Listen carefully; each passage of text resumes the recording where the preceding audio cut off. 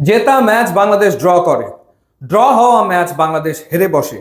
শেষ মুহূর্তে গোল খাওয়াটাকে যেন অভ্যাসে পরিণত করেছে বাংলাদেশ দল, অথচ সুযোগ তৈরি হয়েছিল 5 বছর পর নেপালকে হারানোর। বাংলাদেশ এগিয়েছিল 2-1 গোলে, কিন্তু ওই যে শেষ মুহূর্তে ভুল এবং শেষ মুহূর্তের ভুলের খেসারত দিয়ে ম্যাচটা ড্র হয়ে গেল। অথচ এই ম্যাচটা জিতে আত্মবিশ্বাসটা বাড়িয়ে 18 তারিখ ভারতের বিপক্ষে বাংলাদেশ মাঠে নামতে পারতো। হামজা চৌধুরী আর কি করবেন, তার আর কি করার বাকি আছে?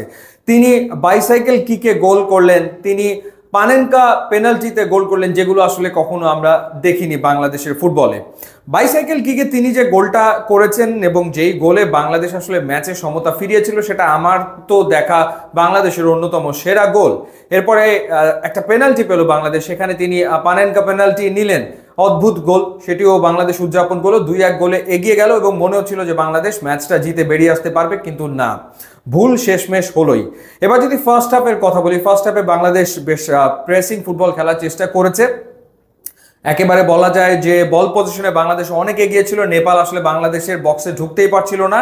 তারা ফার্স্ট হাফে মাত্র 2বার ঢুকতে পেরেছে, কিন্তু ওই 2বারের ভেতরে একবার তারা আসলে গোল করে ফেলেছে।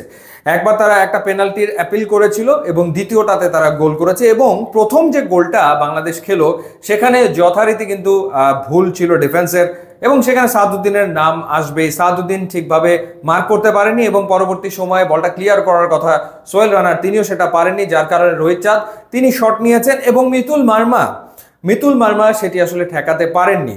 মানে ডিফেন্সের ভুল তো হয়েছে, কিন্তু গোলকিপার যে তার ক্যারিশমায় গোলটা ঠেকিয়ে দেবেন সেটা আসলে হয়নি, যার কারণে 1-0 গোলে এগিয়ে থেকে বিরতিতে যায় নেপাল। দ্বিতীয় হাফে যেটা হয়েছে যে সমিত সোমকে যখন নামানো হলো, প্রশ্ন আরো একবার আসে যে হাভিয়ার কাবরেরা কেন স্টার্টিং 11-এ সমিত সোমকে রাখেন না, বা এই ম্যাচেও রাখলেন না। সমিত সোম ক্লাবের হয়ে লাস্ট ম্যাচটা খেলেছেন -ডিগ্রিতে, বরফের ভিতরে খেলা হয়েছিল কাভালরি এফসির, সেই কারণে মানিয়ে নিতে সময় লাগছে কিনা কে জানে। যাই হোক, সেকেন্ড হাফে সমিত সোম নামার পরেই কিন্তু বাংলাদেশের খেলার ধরন পুরোপুরি পাল্টে যায় এবং কাবরেরা যে গোলটা করেছেন সেই গোলের সূচনাটা কিন্তু সমিত সোমের পা থেকে আসলে লেফট ফ্ল্যাঙ্ক থেকে এসছে। পরবর্তী সময় জামাল ভুঁইয়ার মাধ্যমে বলটা গিয়েছে হামজা চৌধুরীর কাছে এবং তারপরে সে অবিস্মরণীয় গোল, অর্থাৎ বাইসাইকেল কিকে, মানে যতবার আপনি দেখবেন ততবার আপনার ভালো লাগবে, আপনার মন ভরে যাবে, এরকম একটা গোল হামজা চৌধুরী করলেন। হামজা চৌধুরী এই নিয়ে বাংলাদেশের জার্সিতে 5টা ম্যাচ খেললেন এবং 5 ম্যাচে তিনি গোল করে ফেললেন 4টা। এর আগে তিনি ভুটানের বিপক্ষে একটা গোল করেছিলেন, সেটা কর্নার থেকে হেডারের মাধ্যমে। এরপরে তিনি হংকংয়ের বিপক্ষে ফ্রি কিকের মাধ্যমে গোল করেছেন, অর্থাৎ সেই গোলটাও দেখার মতো ছিল। সো হামজা চৌধুরী গোল করছেন, 5 ম্যাচে 4 গোল তিনি করে ফেলছেন, যেটা আসলে তার তো কাজ না। মানে ক্লাব ফুটবলে তো তিনি ওই পজিশনে খেলেন না, তিনি ডিফেন্সিভ মিডে খেলেন বা রাইট ব্যাকে খেলেন, তো সেই জায়গাটাতে বা লেফট ব্যাকে খেলেন, তো সেই জায়গাটাতে তিনি আসলে ওপরে উঠে আসছেন দলের প্রয়োজনে, কারণ কেউ গোল করতে তো পারছে না।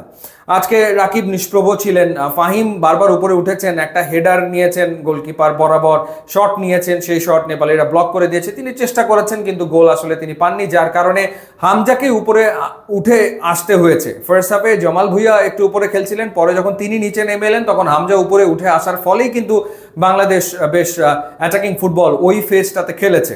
কিন্তু এরপরে যখন একটু পায়ে টান লেগে হামজা মাঠ থেকে বেরিয়ে গেলেন, তখনই আসলে মন কেমন যেন করছিল যে এবারই বুঝি বাংলাদেশ আসলে গোলটা খেয়ে বসে কিনা, এবং দেখা যাবে যে শেষমেশ জেতা ম্যাচটা ড্র করে বেরিয়ে আসতে হবে, সেটা আসলে হয়েছে।